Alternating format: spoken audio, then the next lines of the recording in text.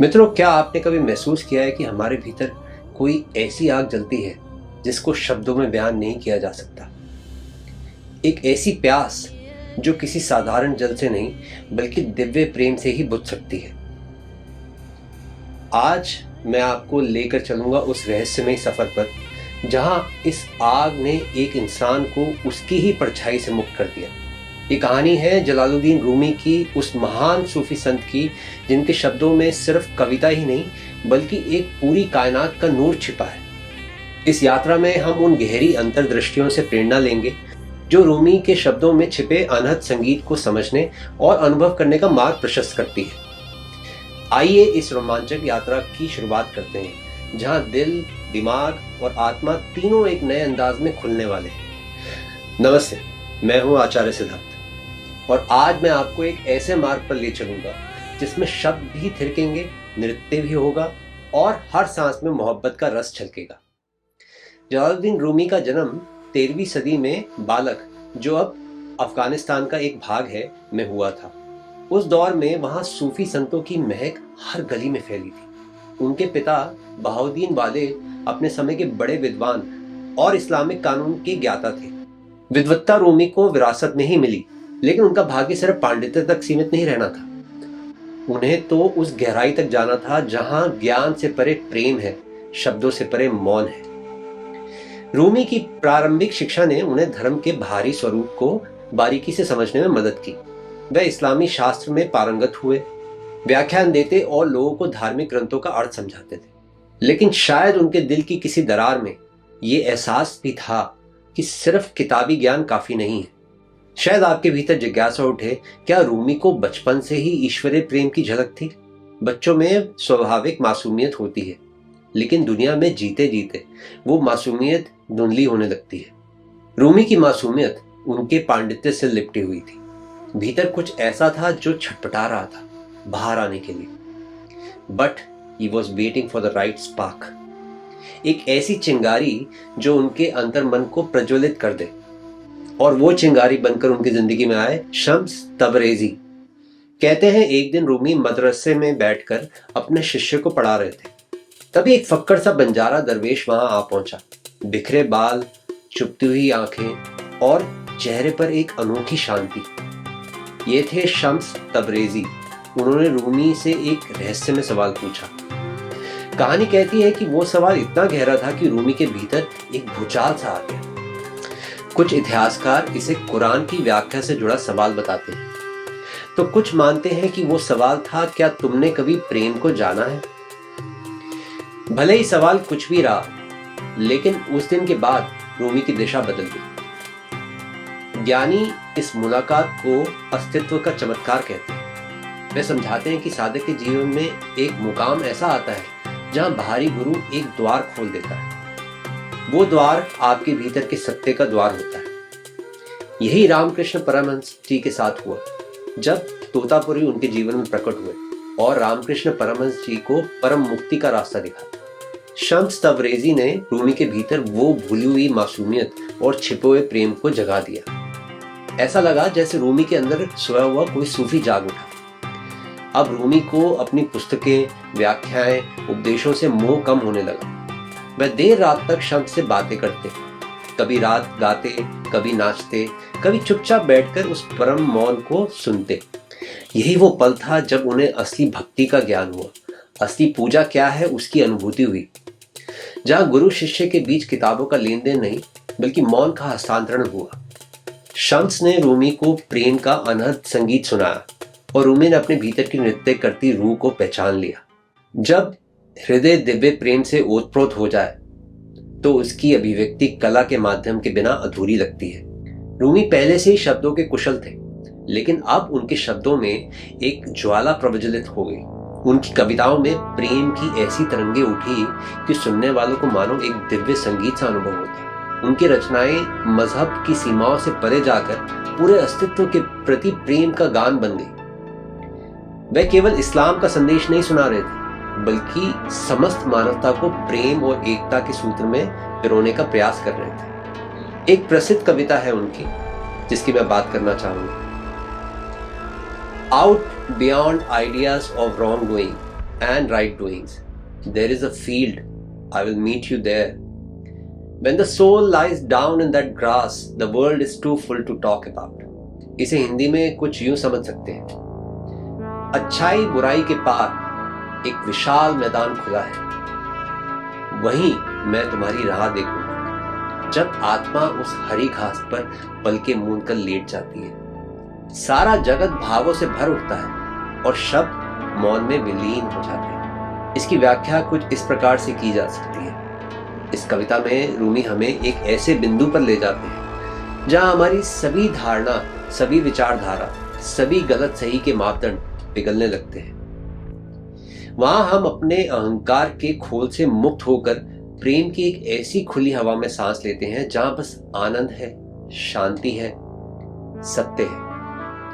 रूमी के शब्द हमें आमंत्रित करते हैं कि आओ उस दिव्य स्थान में मिलते हैं जहां दो का भेद नहीं, जहां एक का ही नृत्य है। शम्स तबरेजी से रूमी का रिश्ता सिर्फ गुरु शिष्य तक सीमित नहीं रहा, वो एक ऐसे मित्र बन गए जिनका साथ रूमी की कविता का स्रोत बन गया। पर कहते हैं जहां प्रकाश होता है वहां अंधेरों को बेचैनी होती है। लोग रूमी की इस उलझन भरी दिव्य दीवानगी को समझ नहीं पाए। उन्हें लगा कि रूमी के पैरों तले जमीन खिसक रही है। वो पांडित्य छोड़कर नाच रहा है, गा रहा है, कविताएं लिख रहा है।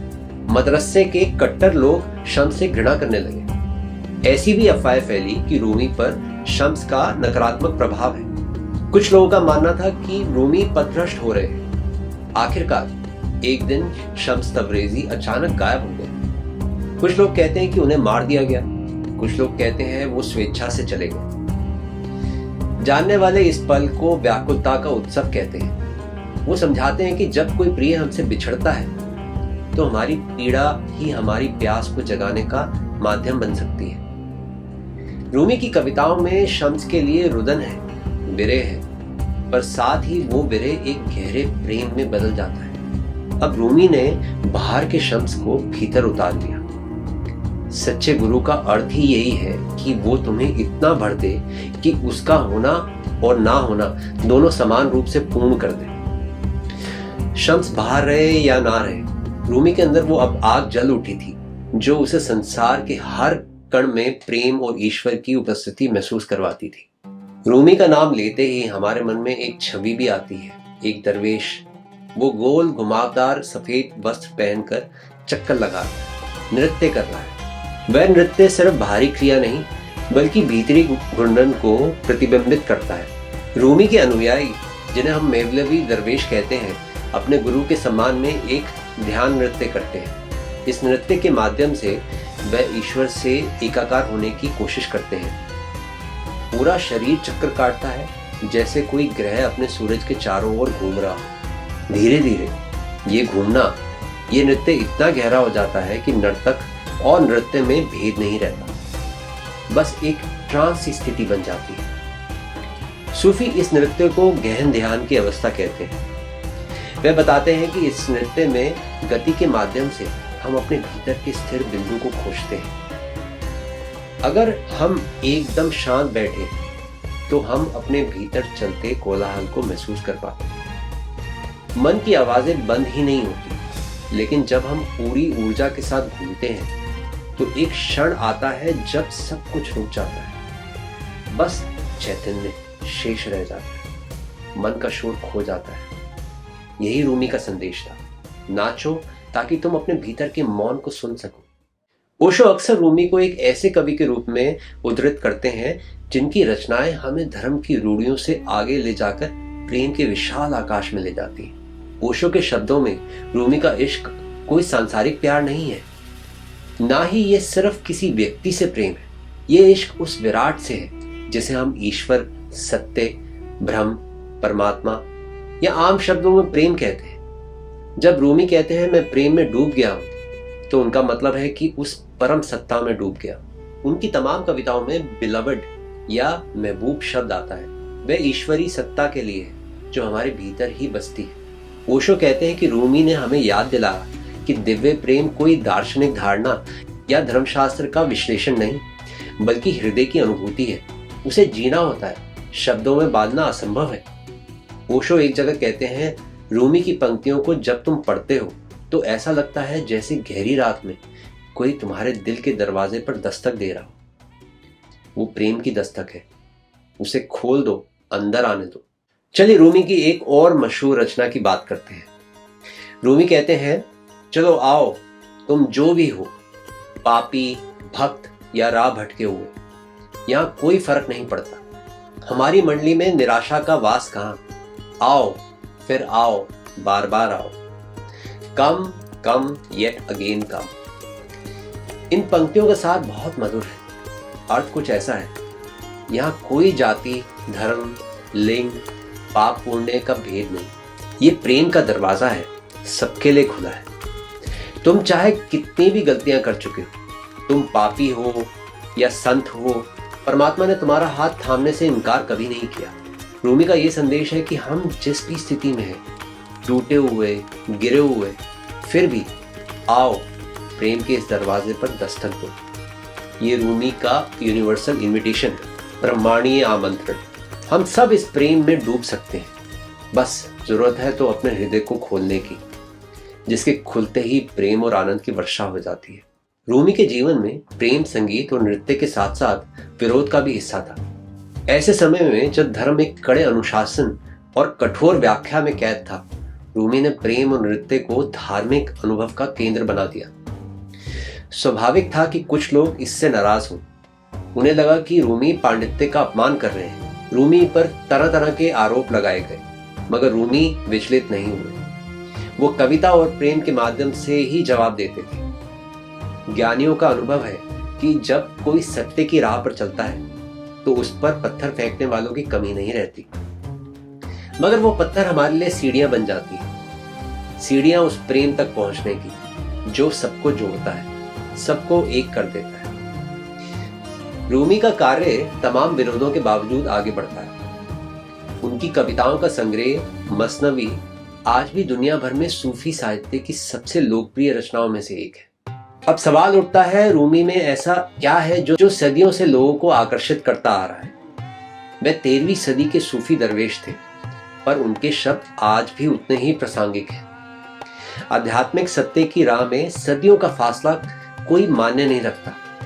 प्रेम, ध्यान, आनंद, ये सब सार्वकालिक धारणाएं हैं। रूमी ने जिस डगर पर चलना सिखाया वह यही है, सत्य तुम्हारे भीतर है, गुरु बस एक झरोका है और प्रेम ही अंतिम कुंजी।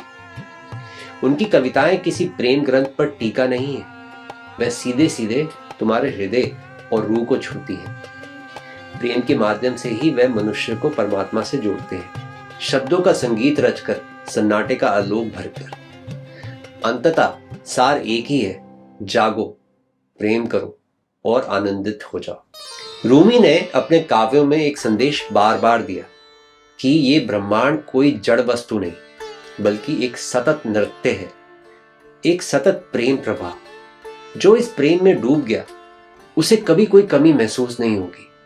वह जान जाएगा कि भीतर और बाहर मूलतः एक ही है। हमारी आत्मा और उस परमात्मा में भेद सिर्फ दिखाई भर देता है। जब तुम इस प्रेम में जागते हो तो ईश्वर तुम्हारे बाहर नहीं रहता, वह तुम्हारा हृदय बन जाता है, तुम्हारी धड़कन बन जाता है। यही रूमी का सबसे बड़ा योगदान है। उन्होंने प्रेम की ऐसी ऊंचाई दी कि उसमें डूबकर मनुष्य अपनी सारी उलझनों का हल पा सकता है। असली धर्म इसी रूहानी प्रेम पर जोर देता है कि जब तुम प्रेम को केवल एक साधारण भाव समझोगे, जीवन अधूरा रहेगा। लेकिन जब तुम प्रेम को परम सत्य के द्वार की कुंजी मानकर चलोगे तो तुम्हारा सारा अस्तित्व नृत्य में बदल जाएगा।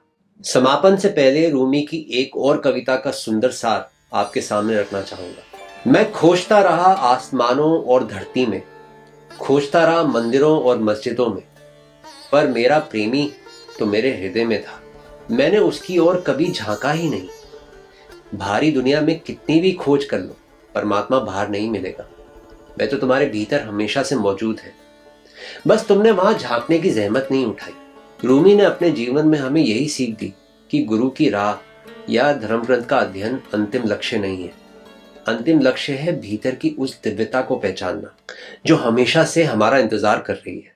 आज की हमारी ये मुलाकात रूमी और उनकी शिक्षाओं के माध्यम से एक ही बात कहना चाहती है, अपने भीतर झांकने का साहस करो, प्रेम की अग्नि में जलने का हौसला रखो और ये मत सोचो कि तुम पापी या कमजोर हो। रूमी तुम्हें पुकारते हैं, आओ, चाहे कोई भी हो। सभी गुरु यही समझाते हैं, जागो, क्योंकि सब कुछ तुम्हारे भीतर पहले से ही मौजूद है। मैं आशा करता हूं कि इस यात्रा ने आपको भीतरी आलोक के दर्शन कराए होंगे। रूमी की कविताओं का जो जादू है उसे शब्दों में बांधना मुश्किल है, उन्हें महसूस करना पड़ता है और महसूस करने के लिए सबसे पहले अपने हृदय के दरवाजे खोलने होते हैं। कई आध्यात्मिक शिक्षाएं इसे हृदय का कमल खिलाना कहती हैं। जब ये खिलता है तो सब कुछ एकदम स्पष्ट हो जाता है, सारा संशय मिट जाता है। अगर इस सफर में आपके भीतर रूमी के प्रति जिज्ञासा जगाई तो उनकी मसनवी जरूर पढ़िएगा या उनका कोई भी दीवान उठाइए और बस डूब जाइए शब्दों में, फिर शब्दों के पार। वहां आपको सच्ची आजादी, सच्चा प्रेम और सच्ची खुशी मिलेगी। यही उन महान सूफी कवियों का संदेश है और यही रूमी का भी सार है। तो मित्रों, ये था आज का रूहानी सफर, रूमी का जीवन और उनकी शिक्षाएं। मैं हूं आचार्य सिद्धार्थ। अगर ये सफर आपको जरा भी प्रेरित करे तो इस वीडियो को लाइक कीजिए, अपने मित्रों के साथ शेयर कीजिए और कमेंट में बताइए कि आपको रूमी की कौन सी कविता सबसे ज्यादा छू जाती है। मैं हमेशा कहता हूं, प्रेम ही धारा है, प्रेम ही किनारा है। तो प्रेम बांटते रहें, प्रेम में डूबते रहें। मिलते हैं अगली यात्रा में, तब तक अपना ख्याल रखें और याद रखें, बाहरी खोज से ज्यादा जरूरी है भीतर की खोज। प्रणाम, नमस्ते। इस चैनल को और हमारे काम को सपोर्ट कीजिए। हमारे चैनल पर ज्वाइन बटन पर क्लिक करें और अपनी पसंद की मेंबरशिप लेवल चुनें। आपके समर्थन से हमें बेहतर कंटेंट बनाने और हमारी कम्युनिटी को मजबूत बनाने में मदद मिलेगी। आपका समर्थन हमारे लिए बहुत मायने रखता है। हमारे साथ जुड़ें और हमारे सफर का हिस्सा बने। प्रणाम।